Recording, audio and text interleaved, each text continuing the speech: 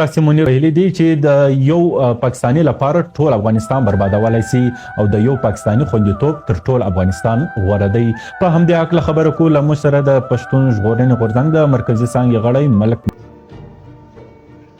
السلام علیکم ورحمت الله وبرکاتو. زه یم ستاسو ملګری یونس افغان. زه یو ځل بیا ملګرو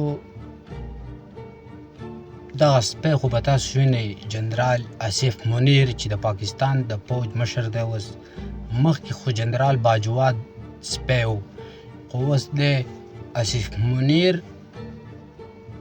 کنجر اسرائیل. دغه منافق ویلی دی چې زه د یو پاکستاني دپاره ټول افغانستان ختمولی شم.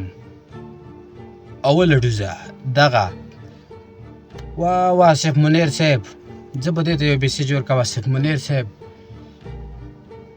ته هغه چا سره ځان اچولی یې چې ستا بادارانو ته موږ ماته ورکړې ده. ته خو یې لمبسی څه کوې چې کړوسی کې راځي، کړوسی کې.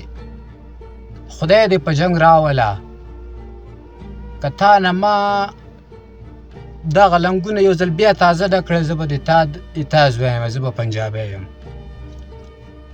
نو دومره زورور شوه چې ته راځې، ته د یو پنجابي دپاره افغانستان ختمې. ولې دا څه چولې دي، دا څه بل شی دي. خو لنډه اوږده دې دا درته وایم که نه باجوا که ماجوا یې باجې قسم د خدای دې په افغانستان کې یا انشاءالله وخت راځي ګورو به د هر څه بدل به دی ناخلو.